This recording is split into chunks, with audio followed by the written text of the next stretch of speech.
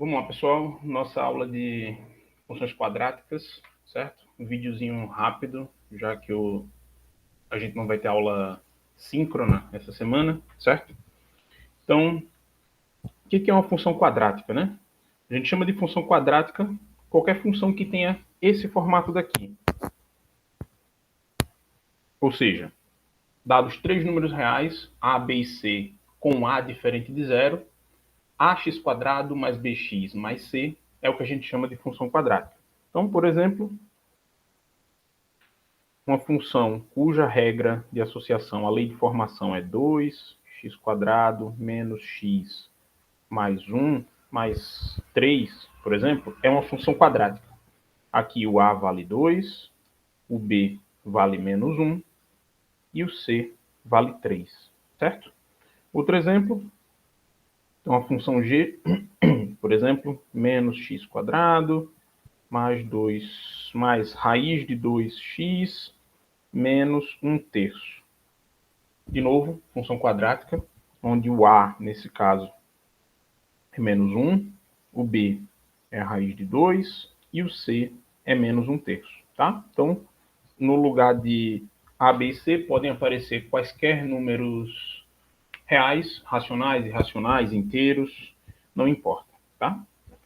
Uma coisa bacana que a gente consegue fazer com essa tal dessa função quadrática é escrever ela de um jeito muito bacaninha, muito esperto, que a gente vai chamar de forma canônica, tá? Essa tal dessa forma canônica consiste no seguinte. Vou pegar a expressão lá da minha função quadrática, certo? E vou colocar o a em evidência. Coloco o a em evidência aqui, e o resultado é isso, o que sobra, né? É isso que a gente está vendo entre parênteses aí, certo? Eu vou pegar essa continha que está entre parênteses e vou fazer uma manobra, vou fazer umas coisinhas aqui que os matemáticos gostam muito de fazer, que é a tal da soma com zero e a multiplicação com 1. Então veja aqui, o x² está aqui, o b sobre ax está aqui, só que daí eu já fiz a primeira brincadeirinha aqui, eu multipliquei esse termo todo por isso aqui, certo? 2 dividido por 2, isso aqui claramente é igual a 1, certo? Então eu estou fazendo uma multiplicação por 1, não estou mudando nada, esse termo b sobre ax, certo? Só estou escrevendo ele de forma diferente. Eu estou adicionando e removendo esse termo daqui, certo? Essa soma b² sobre 4a². O resultado disso que está no quadrado do retângulo vermelho, obviamente, é zero, certo? Então, eu estou somando um zero. E lá no termo c sobre a, eu estou multiplicando ele por 1, certo? Esse que está aqui no retângulozinho azul é 1. 4a dividido por 4a. Então, veja que tudo que está dentro do parênteses continua sendo o que a gente tinha aqui. Só que mais inchado, com uma ruma de outros termos que vão me permitir fazer algumas coisinhas, tá? Que coisinhas são essas? Observe que isso tudo que está aqui,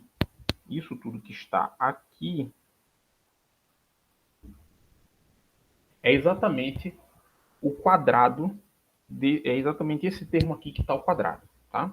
Só para a gente conferir, se eu abrir esse quadrado aqui, eu vou ter o quadrado do primeiro, mais duas vezes o primeiro pelo segundo, mais o quadrado do segundo.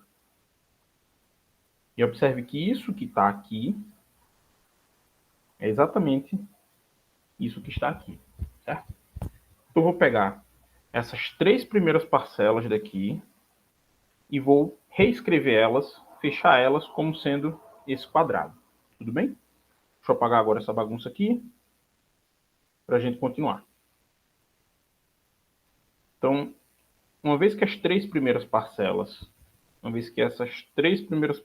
aqui são iguais, podem ser escritas como esse quadrado, vai sobrar essas outras duas parcelas aqui, né? Que tem o mesmo, é uma soma de duas frações com o mesmo denominador. Basta que eu some as coisas que estão ali em cima, né? Aqui eu tenho 4a², esse produto aqui vai dar 4a², denominador 4a², e em cima vai sobrar menos b mais 4ac. Exatamente o que a gente tem aqui em cima, certo? Se eu colocar o sinal de menos aqui na frente, b² menos 4ac, certo? Esse cara, a gente escolheu escrever ele assim porque ele vai ter um papel importante daqui para frente. A gente vai, inclusive, dar um nome para ele, tá? Esse termo aqui, a gente vai chamar de discriminante. E vai representar ele pela letrinha grega delta. Tá? Então, esse delta, que é o tal do discriminante, vai ter... É uma expressão que é exatamente essa expressão daqui, né? b² menos 4ac, onde b, a e c, lembrem, são os coeficientes da minha equação quadrática, tá? Da minha função quadrática, tudo bem? Então, daqui para frente, durante a aula, sempre que eu tiver, sempre não, mas toda vez que for conveniente, eu vou simplesmente escrever qualquer que seja a função quadrática na forma canônica, tá? Ou seja, x mais b sobre 2a² menos delta sobre 4a². Tudo bem? Isso aqui é o que a gente vai chamar de forma canônica. Escrever essa função quadrática desse jeito é o que a gente chama de escrever a forma canônica da função quadrática, tá? Ao longo da aula vai ficar claro por que eu vou preferir usar essa expressão da direita ao invés dessa expressão da esquerda, que parece ser muito mais simples, tá? Então, vamos começar, tá? Então, vou começar a mostrar os resultados, vamos ver o que a gente vai fazer com essa função quadrática. Uma das coisas que a gente está interessado com funções em geral é exatamente achar os zeros, né? A gente já fez isso na aula passada, determinou os zeros de algumas funções, inclusive da função afim, certo? A gente já determinou, inclusive, como que acha o zero de uma função quadrática, mas eu vou voltar a falar disso exatamente agora. Então, se a, b e c são números reais, de modo que o a é diferente de zero, qualquer que seja a função quadrática, tá? Ela só vai ter zeros quando o discriminante for não negativo, tá? Ela só tem zeros, o gráfico dessa função só toca o eixo x quando o discriminante não é negativo. Vamos mostrar isso, vamos ver isso, e vamos ver que quando essas raízes existem, elas são dadas por essa expressão, tá? Para quem já conhece, sabe que isso é exatamente a conhecida fórmula de Bhaskara, tá? Vamos mostrar de onde vem isso e por que ela é dada desse jeito. Então, veja só. Pega lá a nossa função quadrática, escreve ela na forma canônica, porque vai ser a forma como a gente usa, a forma que a gente usa para conseguir demonstrar essas coisas de forma fácil, certo? Uma vez que a minha função quadrática agora está na forma canônica, se eu quero achar os zeros dessa função, eu quero descobrir quais são os valores de x que tornam isso igual a zero, eu estou querendo resolver exatamente essa equação daqui, certo? Vamos resolver. Uma vez que o a é diferente de zero, eu posso dividir tudo por a, certo? Como a é diferente de zero, isso que está na esquerda vai ser equivalente a isso que está aqui na direita, que eu estou escrevendo agora, certo? Menos delta sobre 4a² igual a zero. E isso, por sua vez, pode ser reescrito como x mais b sobre 2a, apertadinho aqui no final, igual a delta sobre 4a², certo? Observe, então, que eu tenho uma equação onde o lado esquerdo dessa equação ele é não negativo, né? É o quadrado de um número real. Então, para que essa equação seja verdadeira, para que essa equação possa ter solução, o que está aqui do lado direito também precisa ser não negativo e, obviamente, coincidir, né? Não pode acontecer, de forma alguma, disso que está no lado direito ser negativo, porque jamais um número não negativo vai ser igual a um número negativo. Então, para que essa fração do lado direito, para que o delta sobre 4a quadrado seja não negativo, uma vez que 4a quadrado é positivo, estritamente positivo, né, porque o a nunca é zero, quem vai determinar o sinal dessa fração é o sinal do delta, certo? Então, para que isso que está lá na direita seja não negativo, o delta precisa ser não negativo, como a gente estava querendo, certo? E vice-versa. Sempre que o delta for não negativo, a gente consegue garantir que essa equação vai ter soluções, certo? Quem são essas soluções? Bem, dada essa expressão daqui, né? Forma quadrática igual a zero, a gente já viu que eu posso reescrever ela desse jeito aqui, certo? Dando continuidade, então, observe que eu posso tirar a raiz quadrada dos dois lados ali, de modo a encontrar aqui b, x mais b sobre 2a é igual a mais ou menos a raiz do delta. Já vou fazer a raiz do de cima dividido pela raiz do de baixo, tá? Então, raiz do delta dividido por 2a, certo? Isso me dá aqui x é igual a menos b sobre 2a, mais ou menos a raiz de delta sobre 2a, e, por sua vez, do jeito, só para deixar do jeito que está ali no teorema, né? Escreve isso tudo como uma fração só. E a gente tem, então, a tal da fórmula de Bhaskara, a tal da expressão para as raízes da função quadrática. Observem que tem uma raiz quadrada de delta ali, né? E essa só vai existir como número real, né? Melhor dizendo, a gente só está considerando números reais aqui, né? Então ela só vai, a raiz de delta só vai ser um número real, só vai estar bem definida no conjunto dos números reais, se o delta for não negativo. Tudo bem? Então, sabemos determinar uma condição para quando que a função quadrática vai ter raízes e, quando ela tem raízes, uma expressão para essas raízes. Tá? Menos b, mais ou menos a raiz de delta, menos b mais raiz de delta sobre 2a é uma delas, e menos b menos raiz de delta sobre 2a é a outra raiz, certo? Então, se a gente chamar de alfa uma dessas raízes, tá? Por exemplo, menos b mais raiz de delta sobre 2a, e se a gente chamar de beta a outra raiz, menos b menos raiz de delta sobre 2a,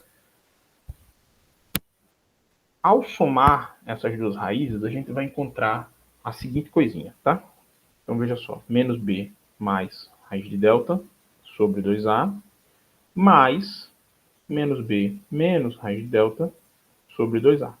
Eu tenho uma soma de frações com o mesmo denominador, vou colocar todo mundo sobre 2a, aqui em cima menos b mais raiz de delta, menos b menos raiz de delta menos raiz de delta é igual a zero, menos b é igual a menos 2b sobre 2a, 2 dividido por 2 igual a 1, de modo que a soma das duas, quando as raízes existem, a soma das duas raízes de uma função quadrática é sempre igual a menos o coeficiente b dividido pelo coeficiente a. Certo? Isso é uma relação que é conhecida há muito tempo, e a gente vai eventualmente usar ela para resolver algumas equações e coisas do tipo, tá? O que aparece se eu fizer o produto das duas raízes? Então, pega a primeira raiz, a raiz alfa, pega a raiz beta, certo? E ao invés de efetuar esse produto assim, eu vou só reescrever essas coisas que estão entre parênteses como a soma de duas frações para evitar de fazer um montão de conta, tá?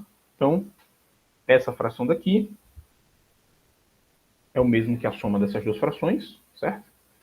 Enquanto que aquele segundo parêntese ali é o mesmo que a soma dessas duas frações. E se a gente observar direitinho agora, eu tenho um número A, um número aqui, certo? Que é o mesmo número que está aqui, E eu tenho um outro número aqui, que é o mesmo número que está aqui, de modo que eu tenho um número A e um número B,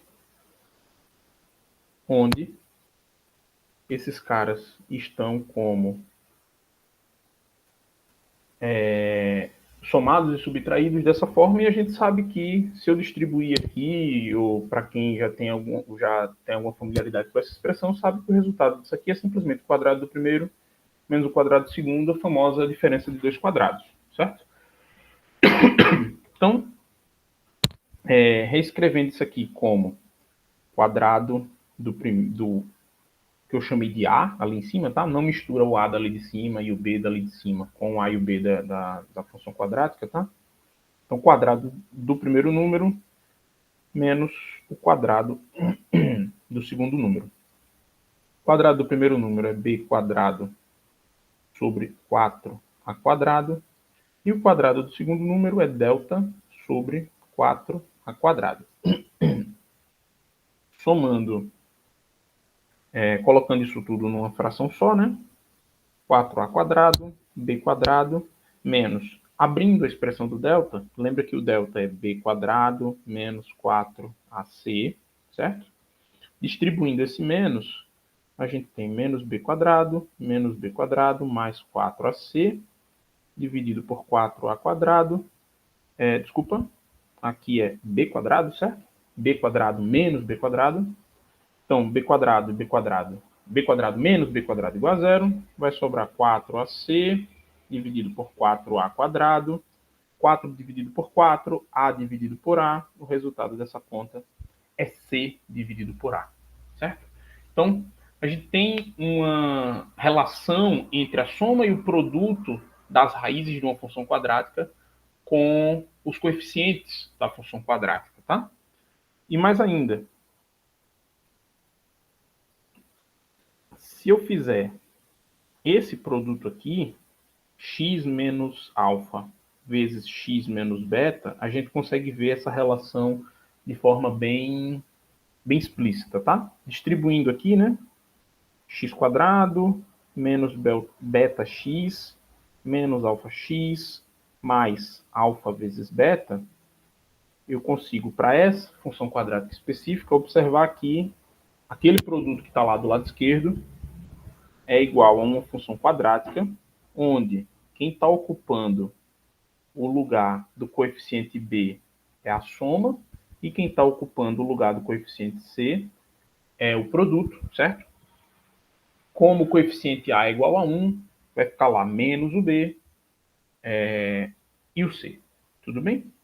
Então, a gente vai eventualmente usar essa expressão para fazer algumas continhas, tá? Então, vamos fazer um exemplo? Vamos pegar uma função quadrática qualquer, vamos calcular as raízes e vamos ver o que a gente... Só para ilustrar esse tipo de situação, tá? Então, por exemplo, olha para essa equação quadrática aqui, x quadrado mais 5x menos 7 igual a zero. A gente viu alguns slides atrás que essa equação só vai ter uma raiz, ou seja, essa função quadrática só vai ter um zero quando o discriminante, quando o delta for não negativo. Então vamos calcular o delta. Só para lembrar, delta é igual a b quadrado menos 4ac, certo? O b da minha equação quadrática é 5 ao quadrado, nesse caso, menos 4 vezes o a vezes o c. 5 ao quadrado, 25. 7 com 4, 28, certo? Menos e menos ali, mais 28. Então, 25 com 28, 53. 53 é um número que é positivo, certo? Logo, o discriminante, o delta, é positivo. Pelo teorema que a gente mostrou ali para trás, a proposição que a gente mostrou ali para trás, essa equação vai ter raízes, certo? E a gente sabe que as raízes são dadas por essa expressão, né? Menos b, mais ou menos, raiz do delta sobre 2a. Logo, uma das raízes vai ser menos 5, mais raiz de 53, dividido por 2, E a outra raiz vai ser menos 5 menos raiz de 53 dividido por 2a, certo? Então, para que x² mais 5x menos 7 seja igual a zero, eu preciso que o x seja igual a menos 5 mais raiz de 53 sobre 2, ou x igual a menos 5 menos raiz de 53 sobre 2, né? 2, ok? Tem alguns exemplos outros na apostila, tá? Que valem a pena vocês darem uma olhada, tá? A gente consegue usar isso que a gente está aprendendo sobre equações quadráticas para resolver algumas outras equações, tudo bem?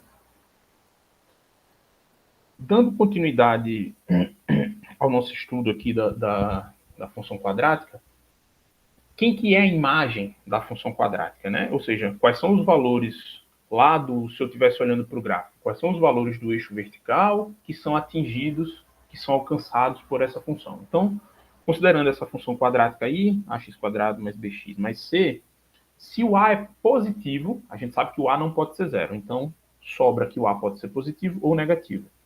Se o a é positivo, então a imagem da função f, da função quadrática, é esse intervalo aí, que começa em menos delta sobre 4a e vai até infinito, mais infinito. Por outro lado, se o a é negativo, a imagem começa naquele mesmo cara, menos delta sobre 4a, só que agora ela vai para trás, né? Ela vai para baixo, ela vai para menos infinito.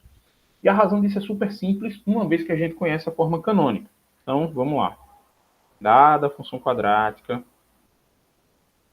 escreve ela na forma canônica, x mais b sobre 2a ao quadrado, menos delta sobre 4a², certo? E o que a gente... vou distribuir esse a aqui, só para ficar mais fácil da gente fazer análise. Então, distribui o a e distribui o a. Vai ficar o a dividido por 4a, né? Então vai ficar 4a aqui embaixo, tá? Observe o seguinte, qualquer que seja o valor do x, não importa, de novo, eu tenho aqui um quadrado, e isso aqui vai ser sempre não negativo, certo? Isso que está entre esse quadrado, né? X mais b sobre 2a ao quadrado é sempre não negativo. Então, o sinal de toda essa primeira parcela vai ser igual ao sinal do a, certo? Se o a for positivo, como é o primeiro caso aqui, se o a for positivo, tudo isso vai ser no mínimo zero, certo?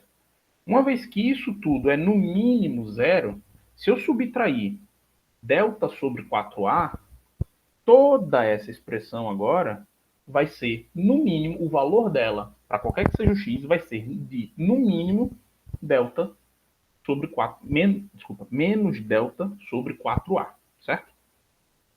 Então, esse é o valor mínimo que a função vai ter. Se esse é o valor mínimo, ela pode ir daí para frente, daí para cima, certo? Qual que vai ser o valor máximo? Claramente não vai ter valor máximo, porque à medida que eu aumento o valor do x aqui, o valor dessa expressão toda vai crescer à medida que eu aumento esse x, certo?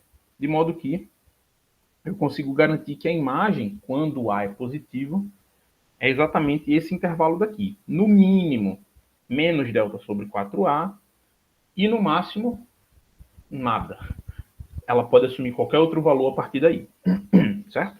Então, isso quando a é positivo. Eu tenho conclusão que isso aqui é maior ou igual a menos delta sobre 4a quando o a é positivo, certo? De forma análoga, muito parecida, exatamente da mesma forma, esse cara aqui, independente do a, continua sendo não negativo, certo? Se o a agora é negativo, segundo caso aqui, se o a é negativo, então toda essa parcela vai ser, se isso aqui, x mais b sobre 2a, é não negativo, quando eu multiplicar toda essa desigualdade por um número negativo, tá? Toma a negativo. Quando eu multiplicar toda essa desigualdade por um número negativo, a gente precisa inverter isso daqui e a conclusão é que A, quando A é negativo, A vezes esse quadrado vai ser não positivo. Ou de outra forma, vai ser no máximo zero. Certo? O valor máximo disso é zero.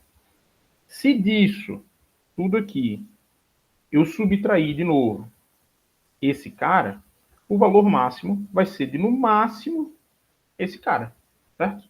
Então a análise é exatamente igualzinha àquela que a gente fez quando A era positivo.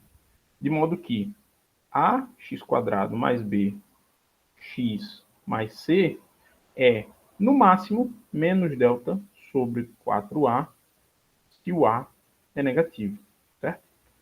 E, de novo, à medida que eu aumento o valor do x, cada vez menor vai ficar o valor dessa expressão, podendo atingir qualquer outro número real menor que menos delta sobre 4a, certo? Vamos praticar um pouquinho isso. Vamos fazer exemplo. Vamos calcular a imagem dessa função daqui, tá? Então, dada essa f 2x² menos 12x mais 17, certo? Vamos calcular a imagem disso. Bom, a gente precisa da forma canônica, né? Foi isso que a gente fez ali no começo, tá? Foi isso que primeira coisa que a gente fez.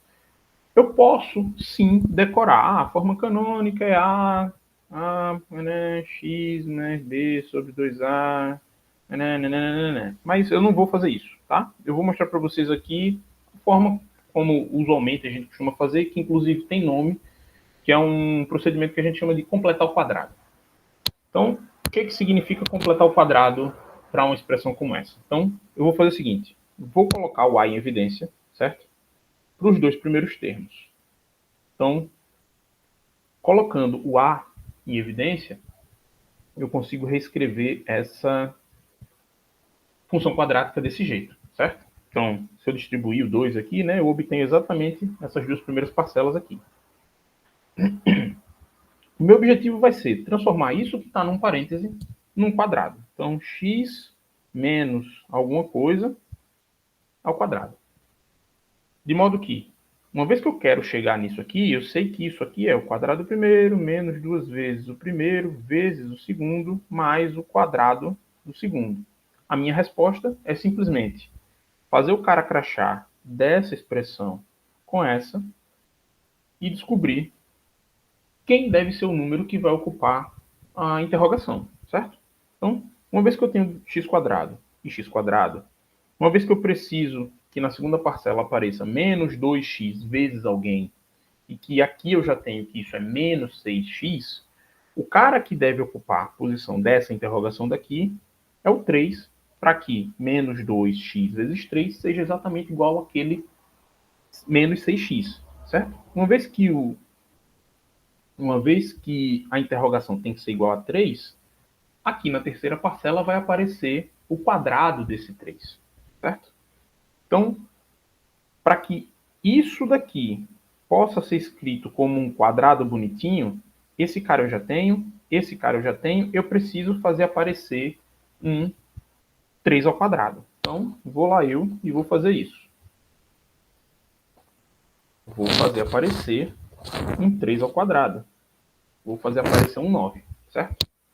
Só que se eu deixar esse 9 lá do jeito que ele está, eu obviamente estou mudando a função. Eu enfiei um 9 ali do nada, isso obviamente não é mais aquela função do começo, certo? Para que isso não aconteça, para que eu continue com a mesma função, uma vez que eu adicionei um 9, tanto é que eu botei ela de cor azul, eu vou tirar esse 9 e de modo que o que eu estou fazendo ali é uma soma com zero, certo?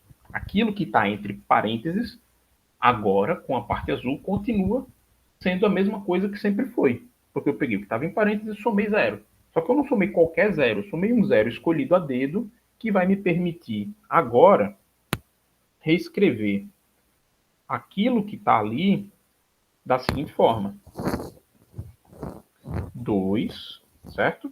Que multiplica x² menos 6x mais 9.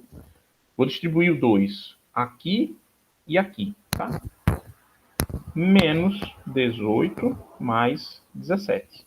Tá? Multipliquei o 2 de novo por esses 3 caras e depois multipliquei o 2 pelo menos 9 e fez aparecer aquele menos 18. Isso que está entre parênteses é aquela expressão que a gente estava discutindo agora há pouco, que é exatamente o quadrado de x menos 3, certo?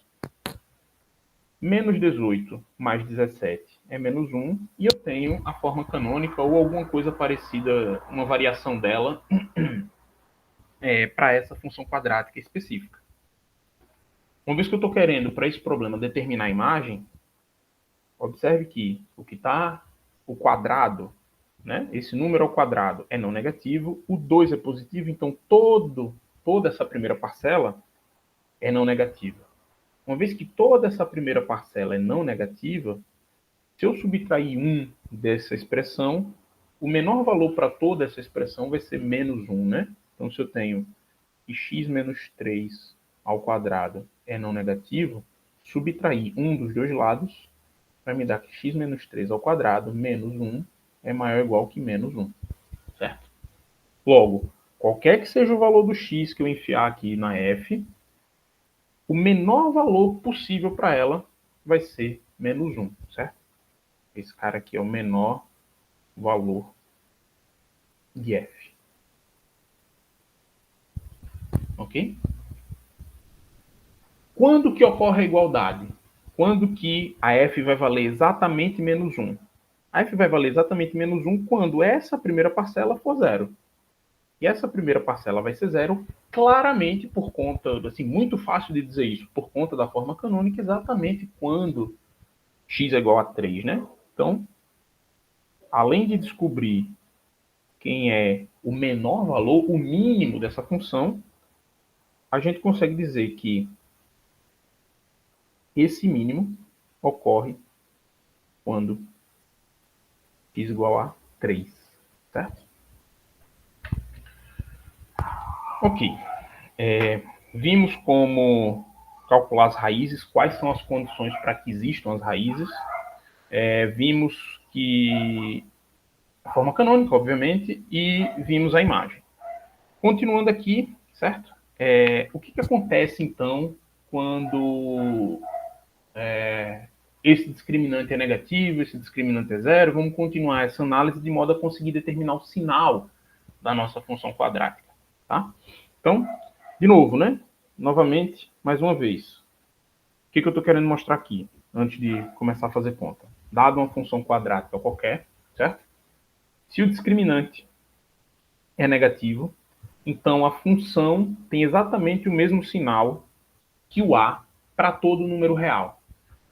O que isso quer dizer? Se o discriminante é negativo, essa primeira parte aqui está me dizendo que a função não muda de sinal, certo? Se eu olhar para o gráfico dessa função, então, isso significa que o gráfico dessa função obrigatoriamente vai estar todo acima do eixo x ou todo acima do eixo x. Eu, a princípio, ainda não sei como é o gráfico dessa função, né? Vamos dizer que seja uma maluquicezinha assim, ainda não sei, a gente ainda não viu isso, vai ver daqui a pouco. Ou ele está todo abaixo do eixo x, de modo que ele não vai cruzar o eixo x. Porque toda vez que o gráfico cruza o eixo x, a função, no fim das contas, muda de sinal, né? Era negativo e passa a ser positivo, ou era positivo e passa a ser negativo. Vamos ver por que isso acontece, tá? Então, olha lá para a nossa função quadrática, que adivinha? Vou escrever na forma canônica, certo? X mais b sobre 2a quadrado menos delta sobre 4a quadrado, certo? De novo, esse cara é não negativo, certo? Esse cara é não negativo. Então, quando o delta é negativo, essa fração menos delta sobre 4a quadrado, ela é positiva, certo? O delta é negativo. O que está no denominador é sempre positivo, tá? Vamos tirar isso da frente logo. O denominador é sempre positivo. O delta eu estou assumindo negativo. Então, menos um número negativo é positivo, tá? Então, isso aqui, incluindo o menos, para quando o delta é negativo, vai ser positivo. de modo que tudo que está dentro do colchete vai ser positivo. Quem vai determinar, então, o sinal da F é exatamente o A. Se o A é positivo, produto de número positivo por número positivo é positivo. Se o A é negativo, produto de número negativo por número positivo vai ser negativo, certo? Então, o sinal da F vai coincidir exatamente com o sinal do A. Então, sinal de F igual sinal de A. E observe que isso pouco importa qual é o x, tá? Então, isso é verdade para todo x real. Ok? Por outro lado, quando o delta é nulo, quando o delta é zero, aquela fração, né, menos delta sobre 4a vai ser zero. Consequentemente, a função vai se resumir a isso aqui, né? Como a fração do delta ali é nula, porque o delta é nulo, a função vira só isso aqui. E, de novo, esse quadrado inteiro é não negativo, o sinal dessa expressão vai ser determinado pelo A, certo? Só que aqui tem um detalhe.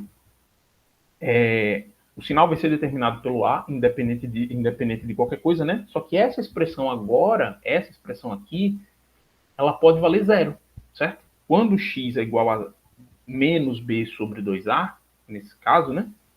Essa expressão pode valer zero. E daí, uma vez que o A é não nulo, pela definição de função quadrática, a gente vai ter que, sim, o sinal de F é igual ao sinal de A,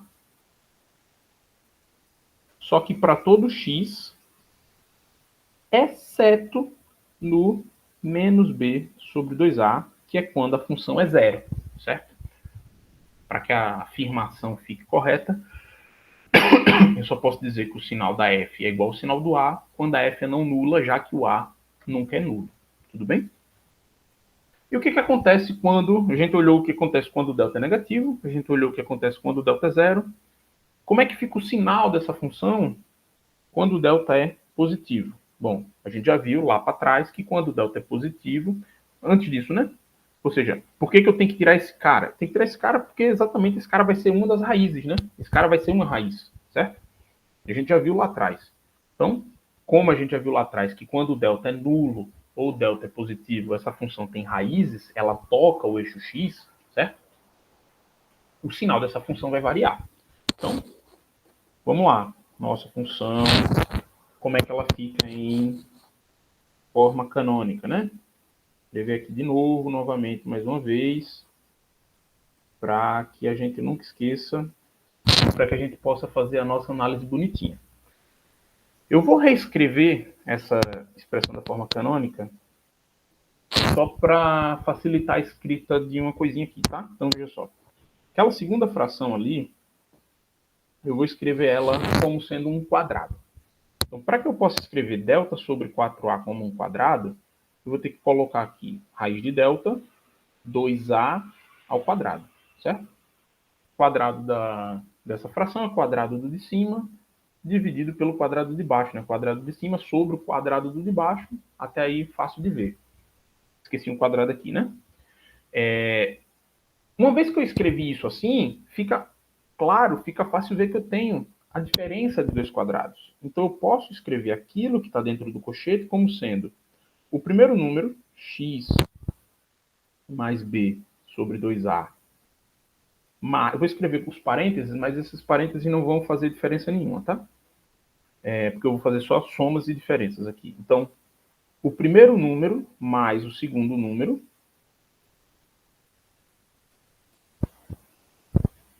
Deixa eu tirar esses parênteses aqui, que eles estão me atrapalhando no fim das contas. Tá? Primeiro número mais o segundo número, senão eu ia ter que botar umas chaves e ia ficar muito, muito carregada a anotação. Multiplicado pelo primeiro número menos o segundo número. Ok? Se eu juntar esse cara e juntar esse cara, observe que isso aqui é exatamente uma das raízes. Se eu escrever Deixa eu mexer aqui. Vai ficar exatamente a raiz, tá? Vou fazer mais um passo. Então, vou escrever isso aqui assim. Fiz menos b menos raiz de delta sobre 2a, que daí vai ficar perfeitamente claro exatamente o que eu quero dizer, e x menos menos b mais delta sobre 2a. Estou botando menos em evidência aqui nas frações, tá? Então, esse cara é uma das raízes, vou chamar de alfa. Esse cara é outra raiz, eu vou chamar de beta, de modo que eu posso, finalmente, escrever o que eu queria, que era mostrar para vocês que, quando as raízes existem, qualquer que seja a função quadrática, ela pode ser escrita como sendo a vezes x menos uma raiz que multiplica x menos a outra raiz. A ordem das raízes não importa quem você chamou de alfa, quem você chamou de beta, mas isso significa que eu posso escrever, então, essa função quadrática como essa fatoração daí, certo? O a lá na frente, x menos uma raiz, x menos a outra raiz. O fato de eu conseguir fazer isso vai me permitir determinar o sinal disso de modo muito simples. Então, o a pode ter dois sinais, né? O positivo ou negativo, obviamente, cada um a sua vez, não os dois ao mesmo tempo. Se as raízes estão ordenadas, por exemplo, assim, alfa e beta, a ordem aqui pouco importa, tá? Para números que estão antes do alfa, certo? Para números que são menores do que alfa, para essa região daqui, para esse pedaço daqui, números que são menores do que alfa, quando eu fizer essa primeira diferença, se eu pegar de um número que é menor que alfa e tirar alfa, certo? Eu vou ficar com um número negativo. Se eu pegar um número que é menor do que alfa e tirar beta, eu obviamente também vou ficar com um número negativo, porque beta é maior do que alfa, então se eu tenho uma quantidade e estou tirando uma quantidade maior do que ela, o resultado disso vai ser negativo. O produto de números negativos, certo? Esse primeiro parêntese vai ser negativo, o segundo parêntese vai ser negativo, e eu estou considerando o caso onde alfa é positivo, então eu vou ter aqui negativo vezes negativo, todo mundo, o resultado, o sinal, melhor dizendo, dessa função para qualquer que seja o x, antes do alfa vai ser positivo. Ok? Fazendo exatamente essa mesma análise de novo, novamente, para agora, quando eu estou aqui entre alfa e beta. Tá? Então eu tenho um número que é maior do que alfa e menor do que beta. Se o número é maior do que alfa, essa primeira diferença vai ser positiva. Que eu tenho um número e estou subtraindo um cara menor do que ele. Então, eu não fico devendo nada, sobra, né? Só que essa segunda diferença, o alfa, colocando alfa no lugar, um número menor do que beta no lugar do x, melhor dizendo, certo? O resultado dessa diferença vai ser negativo. Se eu tenho um número que é menor do que beta e eu tiro beta, eu vou ficar devendo uma quantidade ali. Então, o produto de um cara positivo por um cara negativo vai ser negativo. Como o A ainda é positivo, aqui eu vou ter o produto de um positivo por um negativo, e vai ser negativo, certo? E por fim, pegando agora, olhando para os x's que são maiores do que alfa e que beta, certo? Maiores e maior que os dois ao mesmo tempo, essa diferença vai ser positiva. Então, um número que é maior do que alfa, tiro alfa, vai sobrar. Tem um número que é maior que beta, tiro beta, vai sobrar. Então, aqui eu vou ter o produto de um número positivo por um positivo, de modo que o sinal da função quadrática, nesse caso, vai ser sempre positivo, certo? O caso quando alfa é negativo é exatamente o mesmo. Eu faço exatamente a mesma análise de sinais, só que agora, como o alfa é negativo, vai acontecer a mesma coisa que eu tinha antes, só que com o sinal trocado, né? Porque o alfa ele não estava influenciando em nada no caso anterior, ele vai fazer exatamente esses sinais ficarem trocados aqui, certo? De modo que, se eu for olhar para o gráfico da função, eu sei que ela vai cortar nessa raiz nesse sentido, ela vai cortar essa raiz nesse sentido, no caso, onde ela corta no alfa, está vindo de cima do eixo x para baixo do eixo x, e quando ela corta na raiz beta, o gráfico vai cruzar o eixo x de baixo do eixo X para cima. E aqui o contrário, né? Eu ainda não sei o formato desse gráfico, tá? Só estou dizendo, ó, aqui ela vai cortar assim, aqui ela vai cortar assim, porque é o que os sinais estão me dizendo. Ela muda de negativo para positivo, ela muda de positivo para negativo e assim sucessivamente. Vamos falar desse tal desse gráfico, vamos resolver esse problema de uma vez por todas, tá? Só que para resolver esse problema de uma vez por todas, primeiro a gente precisa entender o que é uma parábola. Imagino que alguns de vocês já devam estar se mordendo aí, né? Porque sabem já, por algum motivo, por alguma coisa que leram, que o gráfico de uma função quadrática é uma parábola, mas a gente vai mostrar isso aqui, tá? Então, primeiro a gente precisa definir o que é uma parábola. Então, dado uma reta, certo? Dado uma reta e um ponto fora dessa reta, certo? A gente define a parábola como sendo os pontos P, de modo que a distância desse ponto para aquele ponto fixo e a distância desse ponto para a reta são sempre a mesma, são sempre iguais, tá? Então, independente da posição onde eu pegue esse ponto, eu preciso que essa distância seja, deixa eu fazer um tracinho só, né? Pra vocês não pensarem que é a mesma distância. É uma outra distância, só que essa outra distância tem que ser igual a essa. Quando eu olhar para cá, essa outra distância, esse segmento tem que ter exatamente o mesmo comprimento desse outro segmento, certo? Isso é o que a gente chama de parábola. O conjunto dos pontos que satisfazem essa propriedade. Vamos para o GeoGebra para construir esse rapaz, tá? Esse objeto. Então, eu marquei ali uma reta numa posição específica, eu marquei ali um ponto numa posição específica que eu vou usar mais tarde, e o que eu quero é descobrir quem é esse cara, fazer essa construção geométrica de modo a garantir que todos os pontos vão ter a mesma distância para o F e para essa reta, tá? Então eu vou fazer o seguinte, eu vou pegar um ponto aqui na reta, certo? Vai ser um ponto que eu vou poder mexer para lá e para cá. E eu vou fazer a seguinte construção. Eu vou tomar a mediatriz do segmento AF, tá? A mediatriz do segmento AF é a reta que é perpendicular ao segmento AF e que cruza esse segmento exatamente na metade.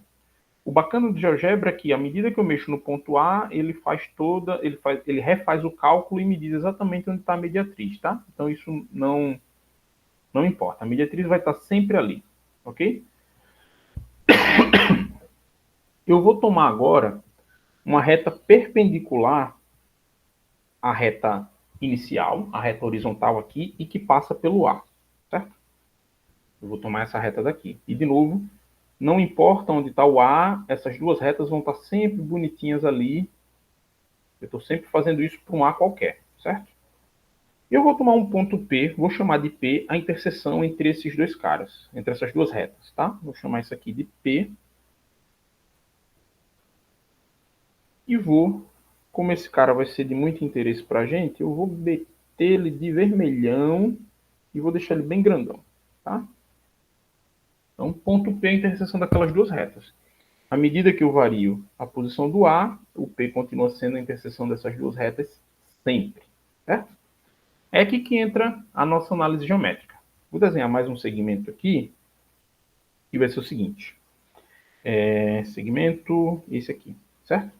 Veja que eu tenho agora dois triângulos ali, certo? O triângulo, deixa eu botar só um ponto aqui para ficar mais fácil. O triângulo ABP e o triângulo FBP, certo?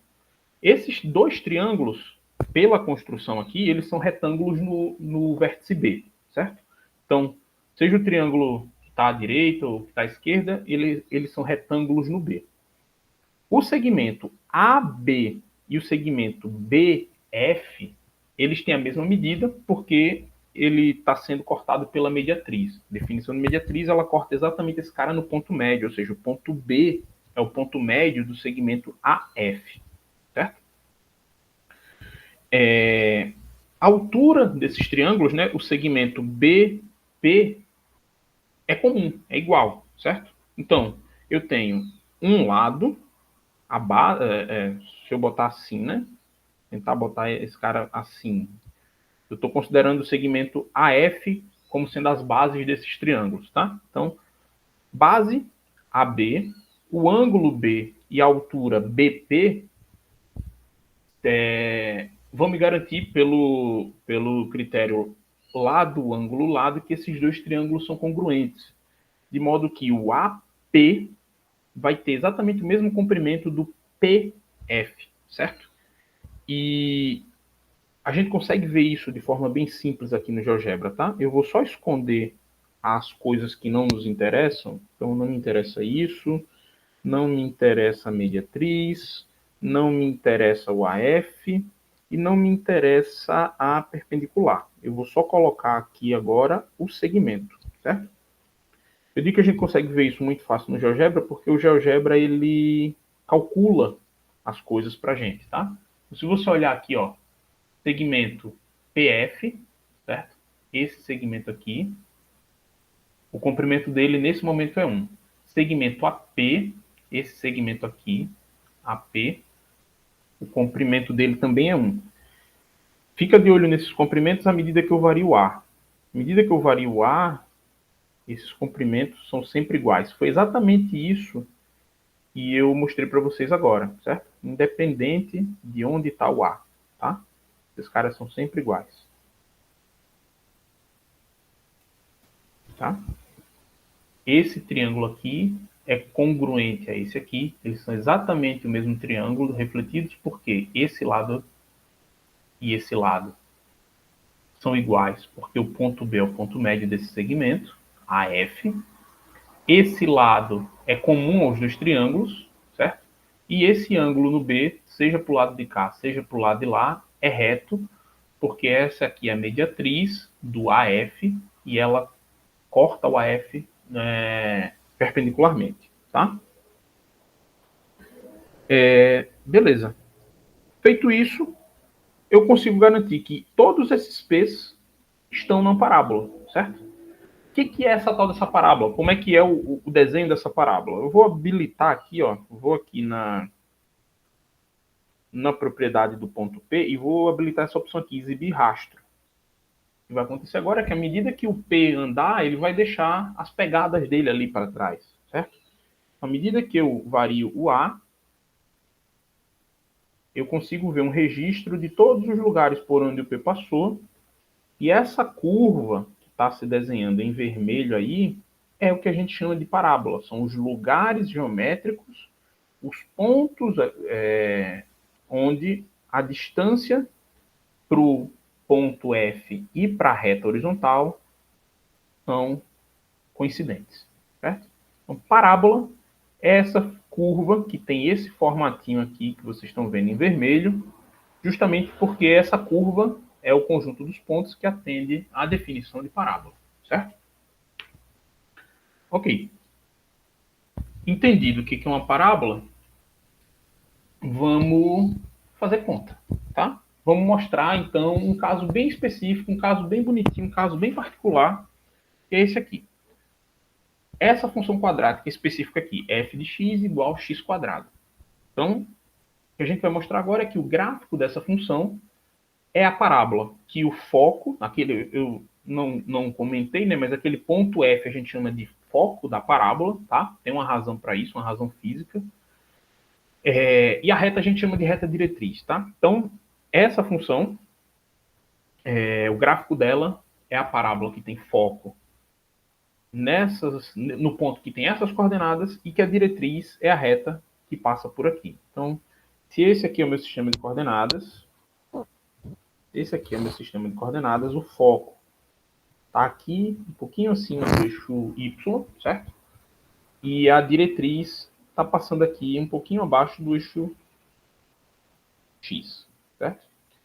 O foco um pouquinho acima do eixo X e a parábola um pouquinho acima, desculpa, e o diretriz um pouquinho abaixo e o foco um pouquinho acima do eixo X, tá? Meu objetivo é descobrir quem são os pontos de modo que essa distância é igual a essa distância, certo? A distância de P a F é igual à distância de P até a reta. Bom, qualquer que seja o ponto que esteja no gráfico dessa função, certo? Qualquer que seja o ponto que esteja no gráfico dessa função, ele vai ter que ter coordenadas x, x quadrado. Então, meu objetivo, o que eu preciso fazer é simplesmente mostrar que qualquer ponto que tem coordenadas x, x quadrado, para qualquer que seja x, tem exatamente essa propriedade. A distância dele para o f e a distância dele para a reta são sempre as mesmas. Então, vamos calcular a distância. Calcular a distância de P até F, certo? Bom, a gente sabe que a distância de um ponto até outro ponto tem essa expressão daqui, né? X do primeiro ponto menos x do segundo ponto ao quadrado mais y do primeiro ponto menos y do segundo ponto ao quadrado. Tudo isso dentro de uma raiz quadrada. Ok?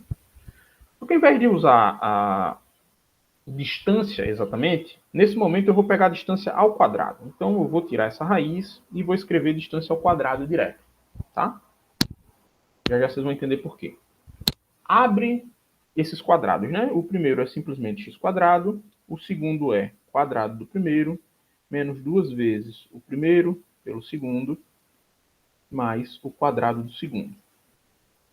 Eu fico então com x à quarta, 2 dividido por 4 vai dar meio, né? Então aqui vai ser menos meio de x quadrado, só que tem um outro x quadrado aqui, então 1x quadrado menos meio x quadrado vai sobrar meio x quadrado mais 1/16 avos. Ok? Essa é a distância, o quadrado da distância de P até F, certo? A distância de P até a reta R, certo? A distância de P até a reta R nada mais é do que a distância, como a reta R é uma reta horizontal, nada mais é do que a distância, a diferença entre as coordenadas y, né?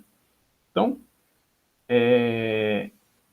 a coordenada y do P é x quadrado, certo? Essa medida daqui, usando o desenho ali em cima, é x quadrado. E essa medida daqui é 1/4, certo?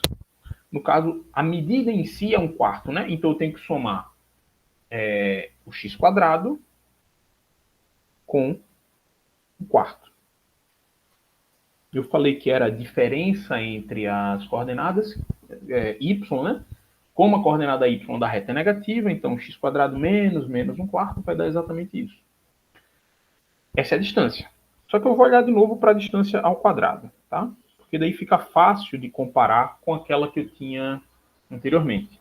Então, de novo, quadrado do primeiro, mais 2 vezes primeiro pelo segundo, mais o quadrado do segundo.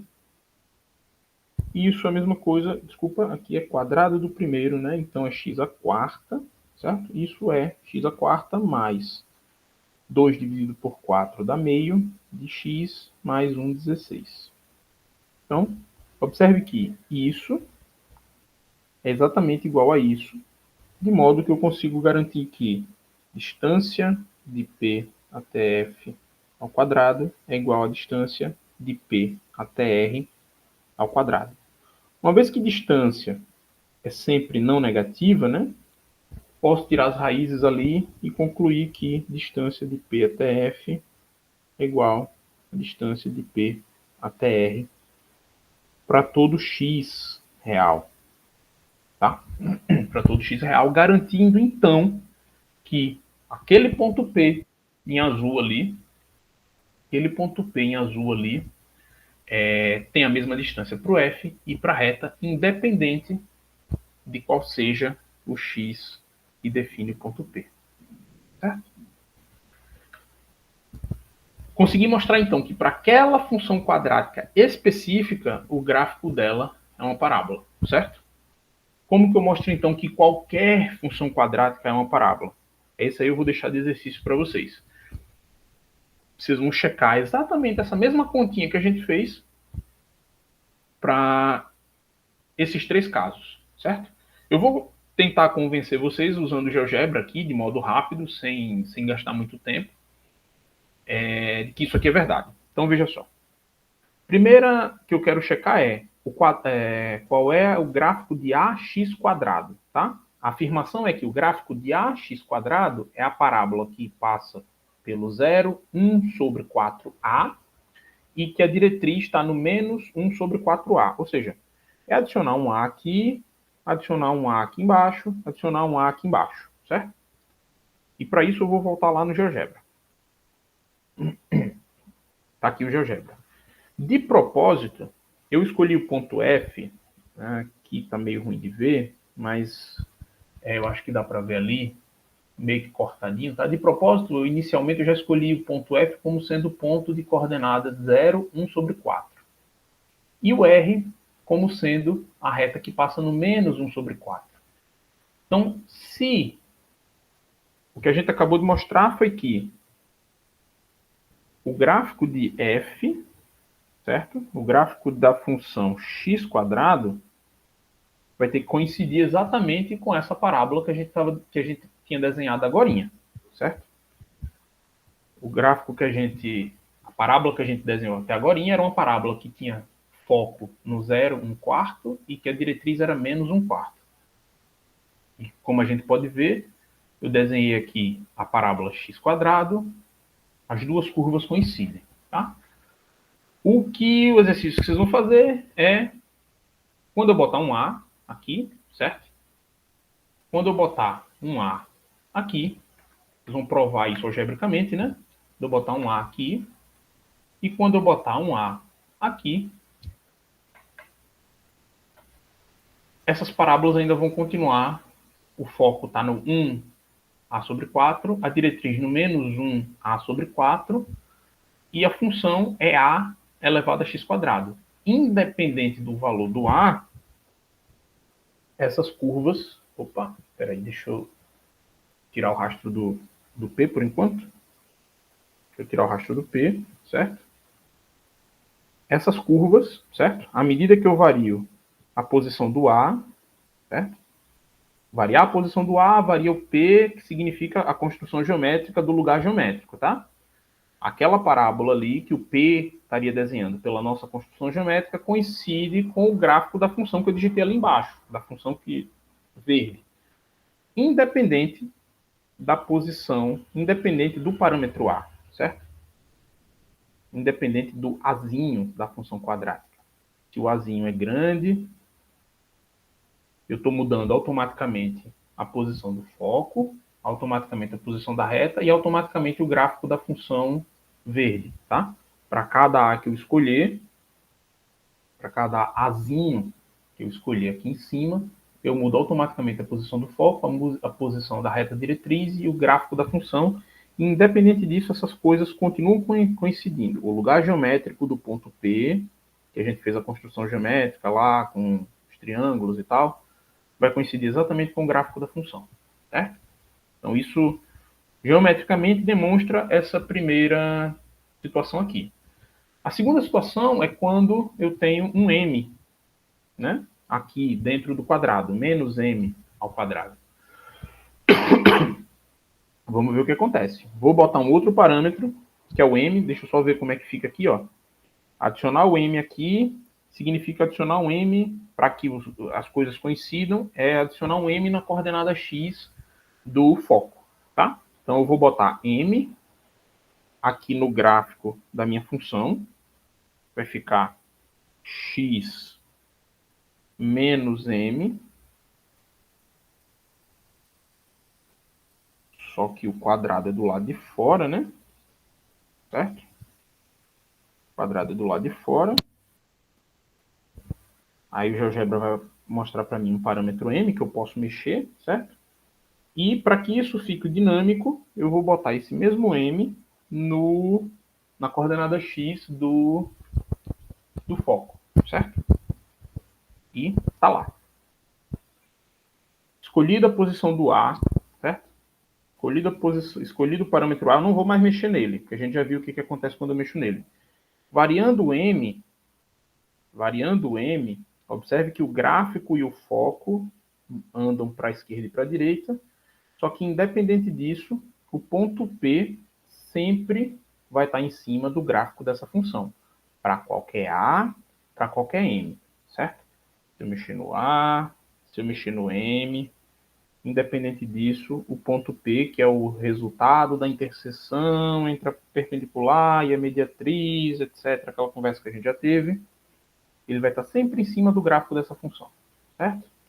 E por fim, para generalizar essa situação toda de uma vez, se eu somar aquela expressão que a gente já tinha antes, pega essa expressão aqui e soma um outro valor real, k, o gráfico dessa função quadrática vai ser a parábola que passa nesse foco, que tem esse foco e essa diretriz. Ou seja, eu preciso adicionar k no gráfico, adicionar k na coordenada y do f e adicionar k na diretriz. Então, vamos lá.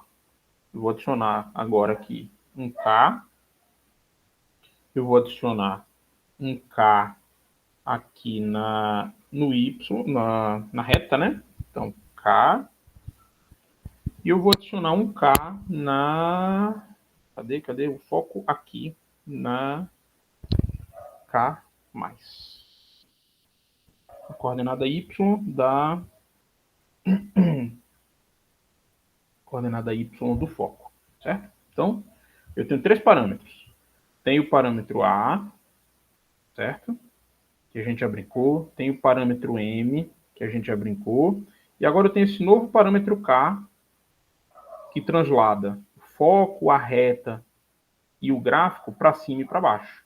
Independente de qual seja a combinação desses três parâmetros, o ponto P, que é o ponto que está que o lugar geométrico dele é a parábola, coincide sempre com o gráfico dessa função daqui, certo? Dessa função daqui. Ax menos m quadrado mais k.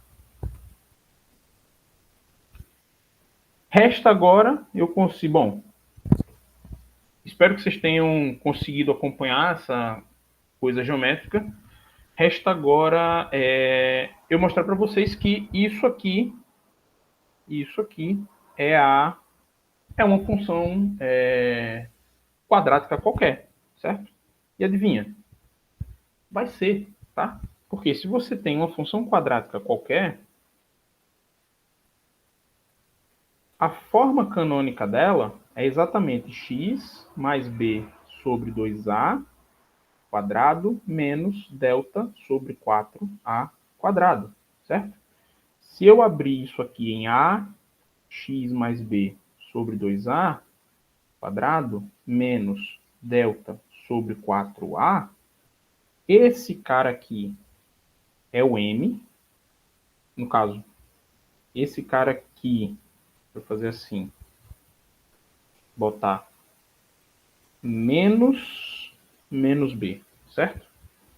Esse cara aqui é o m.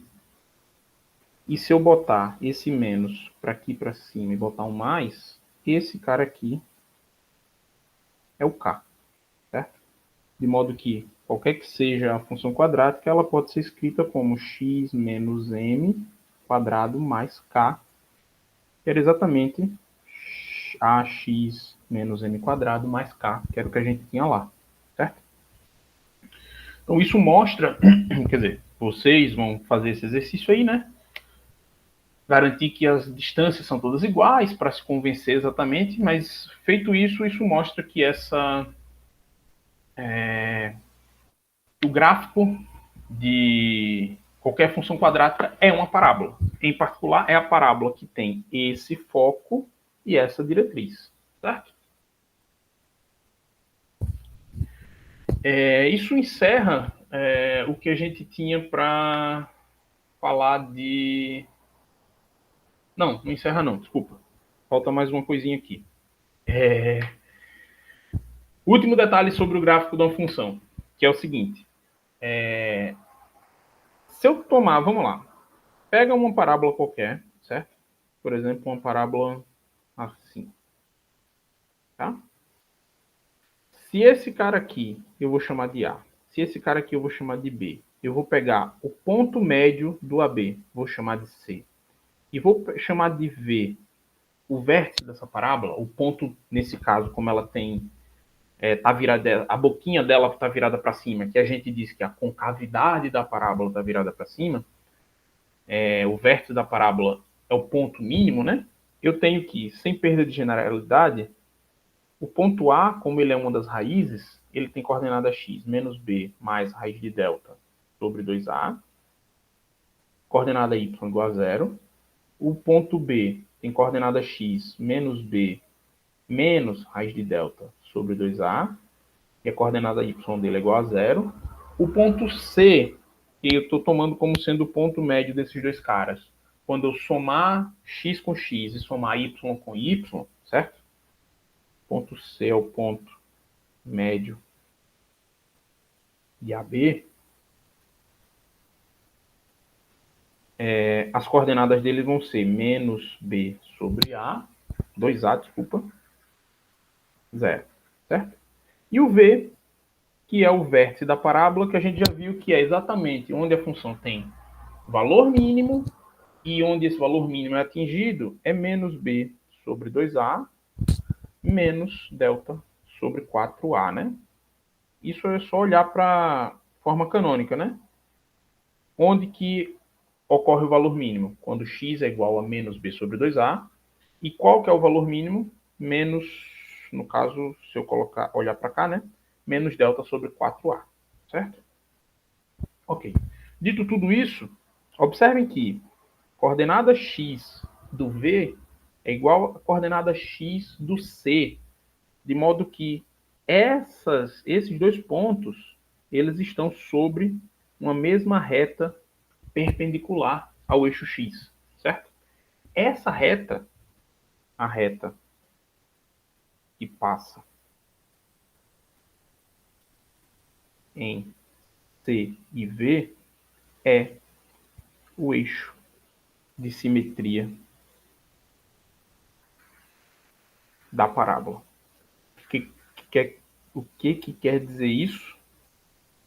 Quer dizer que qualquer que seja o ponto que você pegue à esquerda da reta e o ponto que você pegue à direita da reta, se eles estiverem na mesma altura, essa distância vai ser igual a essa distância, certo?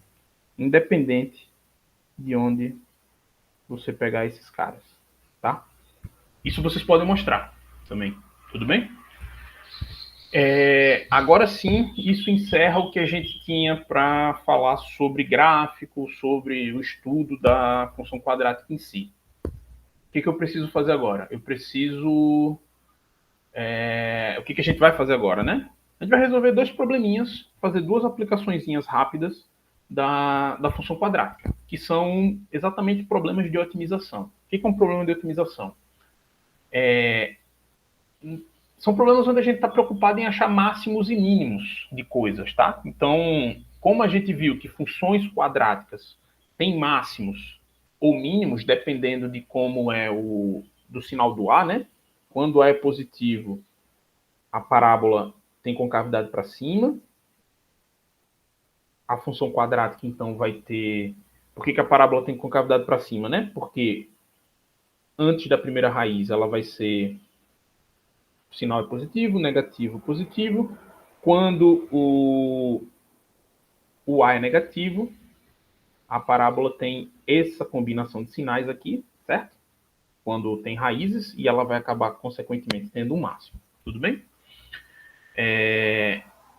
Se o nosso problema, o modelo matemático do nosso problema é uma função quadrática, a gente já tem as ferramentas todas prontas para conseguir achar máximo e mínimo dessa coisa, tá? Então vamos olhar para esse problema aqui, vamos fazer um modelo matemático dele, vamos descobrir como é que a gente calcula máximo e mínimo desse treco. Então tem uma indústria que produz mensalmente X lotes de um produto. O valor mensal da venda desse produto é dado por uma função V de X. Tá? Vendeu 5, V de 5. Vende 10, V de 10. É uma função que depende da quantidade de lotes. É o valor de venda. Tá? Só que para produzir isso existe um custo. Então, o custo mensal é dado por essa outra função, C de X. Função V de venda, função C do custo. Tá? O exercício quer saber o seguinte: qual é o número de lotes que essa indústria deve vender para obter lucro máximo, certo? Sabendo que a função v é essa função quadrática e sabendo que a função c é essa outra função quadrática, tá? Observe que eu não quero o máximo nem do v nem do c, certo? Eu quero o máximo do lucro. O lucro é dado pelo que eu arrecado, pelo valor que eu obtenho com as vendas, depois que eu tiro os meus custos, depois que eu pago a minha matéria-prima, depois que eu pago meus funcionários, meus impostos, depois que eu pago todo o custo da minha operação, o que sobra é o lucro, certo? Então, a função que eu quero obter o máximo é a função que é dada por V menos C. Então, fazendo essa continha aqui rápida, certo? Função V menos a função C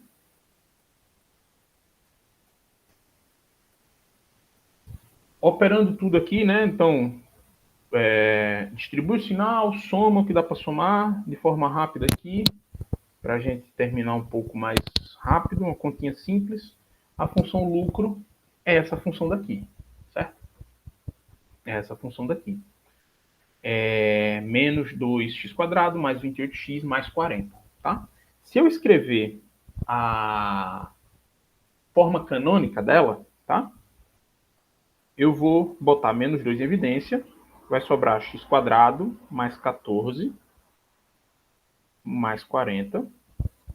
E o zero mágico, o zero, sem perder muito tempo aqui, o zero mágico que vai fazer eu conseguir completar esse quadrado é exatamente 49 menos 49. Distribuindo agora o menos 2 ali, eu tenho menos 2, x² mais 14x mais 49, menos... Bom, eu posso até deixar assim. Nem preciso, porque eu já vou mostrar para vocês que eu nem preciso fazer essa conta. Menos 49. Passei só o parêntese ali, né? E aquilo que está dentro do parêntese é o quadrado de x mais 7 ao quadrado. Isso é suficiente para resolver nosso problema. Porque veja só. Onde que essa função vai obter o máximo dela? Certo? Primeiro, é uma função que tem máximo. O a aqui é negativo, certo? A negativo, então essa função tem um máximo. Segundo, onde que esse máximo vai ser atingido? Exatamente quando isso daqui for igual a zero, certo? Quando o x for igual a... quando x for igual a... menos... Opa, peraí. Eu acho que menos 7 não faz sentido, não? Produção de menos 7. Então, onde é que está errado aqui? Onde é que está errado aqui? Está errado quando eu botei em evidência, né? Eu botei em evidência menos 2, certo? Uma vez que eu botei em evidência menos 2, aqui não fica 14. Aqui fica menos 14, né? Porque eu botei em evidência menos 2. Então, corrigindo. Menos 14, e aqui vai ficar menos 7.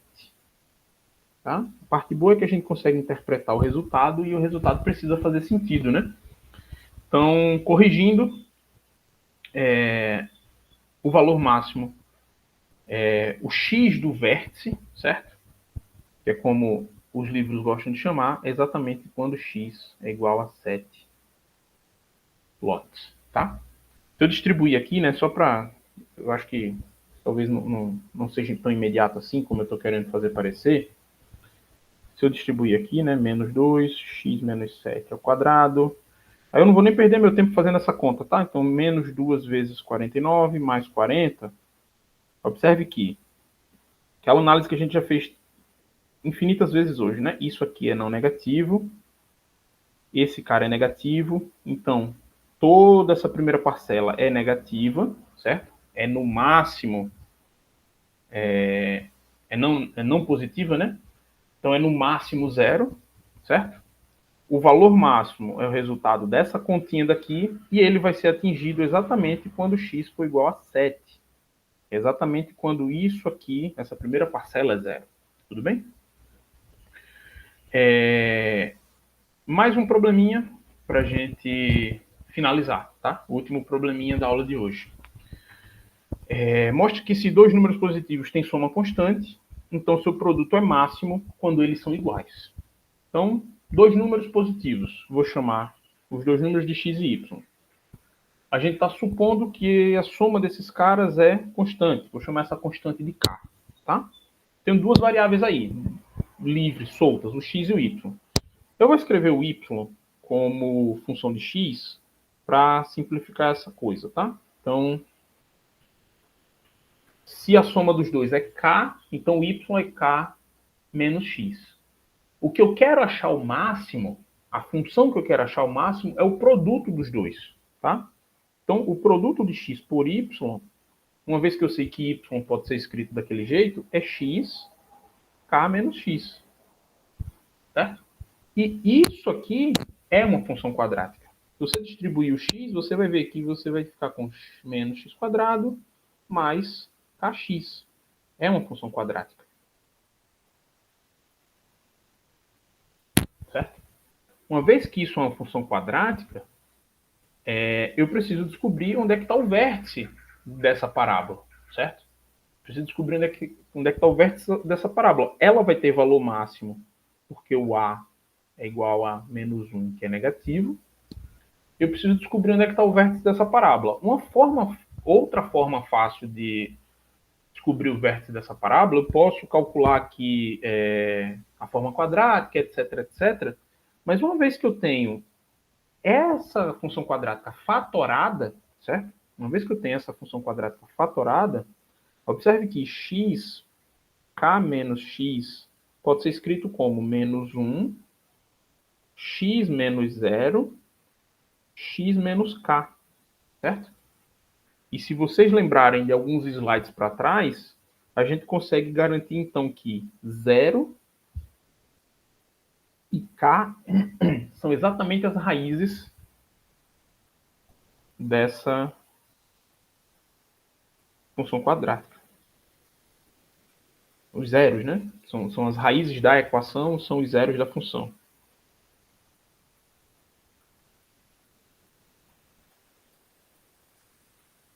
Uma vez que eles são os zeros da função, lembra do eixo de simetria? O vértice coincide, tem coordenada x exatamente igual ao ponto médio das raízes.